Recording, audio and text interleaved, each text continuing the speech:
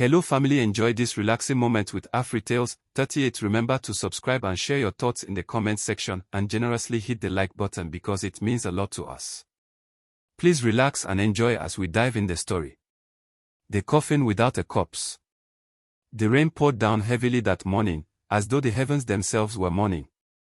The grand black gates of Obiora's mansion creaked open, allowing a fleet of expensive SUVs and black sedans to pour into the compound like a parade of vultures circling their prey. A shiny golden casket, imported from Italy, stood inside the living room, surrounded by thick garlands of white roses and rows of somber-faced strangers in dark glasses. But unknown to them, the casket was empty. Upstairs, in a hidden room behind a one-way mirror, Obiora Okafor, one of Nigeria's most powerful real estate moguls, stood in silence, arms folded across his chest, watching the show unfold. Alive. Breathing. And angry. This wasn't madness, it was a test. For years, Obiora had been haunted by a gut feeling. That the people closest to him, his wife, his siblings, even his business partners, didn't love him, but loved what he had. His wealth had become both a crown and a curse.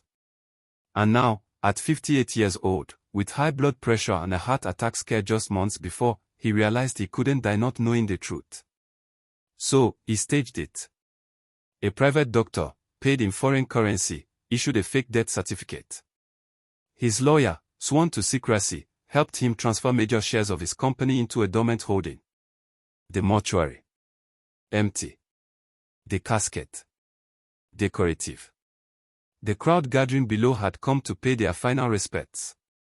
But Obiora was about to learn that respect meant different things to different people. Enter the wife. She arrived in a sleek black Porsche, stepping out with red-bottom heels and a gold-trimmed black lace gown that screamed wealth, not grief. She didn't shed a tear. Instead, she paused by the front door, adjusted her wig in the car mirror, and smirked. "Let's get this over with," she murmured to no one. Obiora's chest tightened. He watched as she walked past the casket, glanced at it like one would glance at a handbag in a store window, and then whispered into her phone, "We'll finalize the Dubai villa this week. I'm free now." Free. From what? From him. The siblings' arrival. Next came his siblings, 2 brothers and a sister. They weren't dressed in mourning clothes. No black lace, no sober demeanor. Instead, they carried loud voices and louder intentions. "Chike, you know the Lekki house was promised to me," the sister snapped. "No way, Ada. That one is mine. I handled the paperwork when he bought it." Chike fired back. "You people should calm down," the youngest brother added, already flipping through a printed list of Obiora's non-assets. "There's enough to go around. But I want the Mercedes." Obiora's lips trembled. Not one of them asked how he had died. Not one of them even stood before the casket to say goodbye. Their grief was a mask, and it was slipping fast. The investors with smiling faces.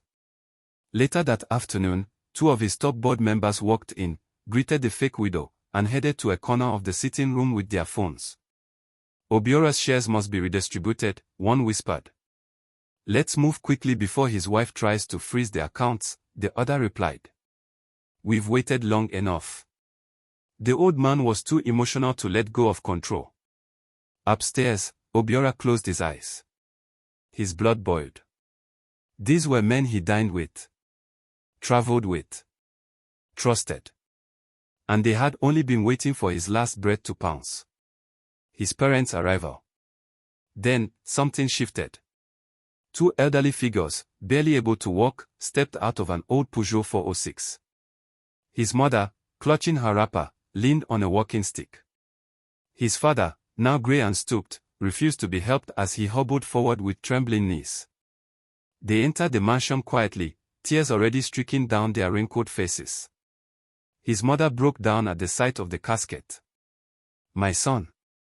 My son," she wailed, falling to her knees.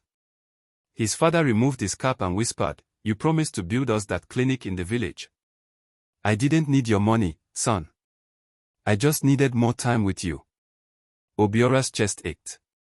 These 2, they hadn't asked about properties, money, or inheritance. They didn't care about mansions or shares. They missed him. That was the moment the lie became unbearable. Obiora turned away from the glass window, a storm building inside him, one stronger than the rain outside. The truth had been revealed, but it had cost him something he hadn't expected, his own peace. What he would do next would change everything. And when he finally steps out of the shadows and faces them, every single one of them, there will be no more masks, no more pretending. Only truth. The living dead. Silence fell like thunder when Obiora stepped into the living room. His appearance was ghost-like, dressed in white kaftan, eyes tired but blazing, with a quiet storm behind his measured footsteps. Every head turned. Every breath hitched. For a moment, it felt as though time had betrayed the natural order of life and death. His wife screamed. The siblings stumbled backward, eyes wide in horror. One of the business partners whispered, Is it a spirit? No, Obiora said in a voice firm and calm. I'm not a ghost. I'm just a man who wanted to see the truth before I died. The room of shame. Nobody spoke. Obiora walked to the center of the room, next to the golden casket, the casket that was meant to hold his body, but had instead captured the soul of everyone else. You all failed, he said, scanning the room slowly. I gave you a stage, and you revealed yourselves. He turned to his wife, who was already trembling. You didn't mourn me. You celebrated my absence. You couldn't wait to wear new dresses, to call new men, to claim things you never built. Tears rolled down her cheeks, but Obiora's eyes were dry. I loved you, Nneka. I gave you everything. And all I was to you was a will waiting to be executed. Then he turned to his siblings. You fought like hyenas over a corpse. I was your brother. Your protector. And you couldn't even lie long enough to pretend you cared. They bowed their heads, ashamed. The cruelest betrayal.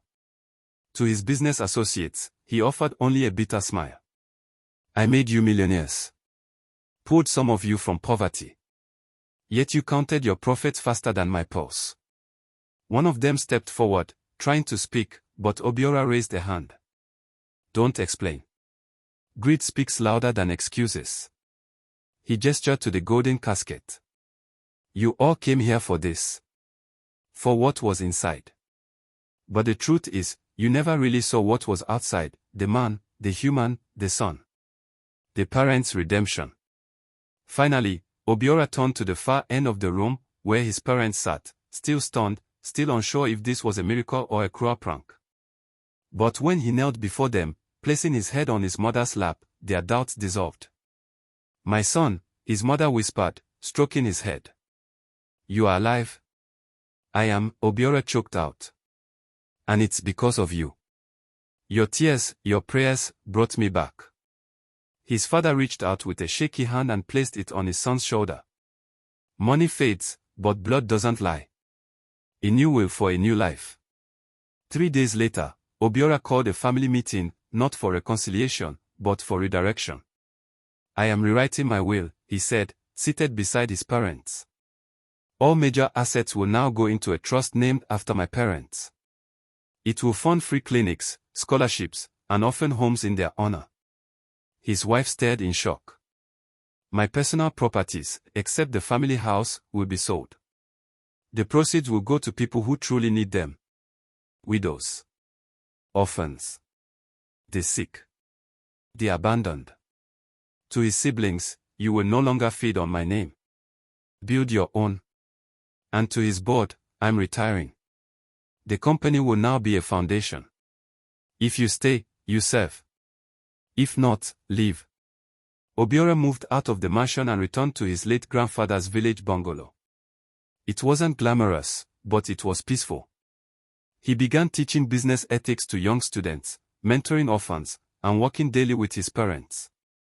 In the quiet evenings, he would sit under the mango tree, watching children play and the sky turn orange.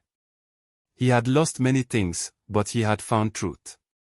And in that truth, he was finally free. Moral of the story. True love is not loud, it is constant. It does not compete for inheritance or rush to replace your memory.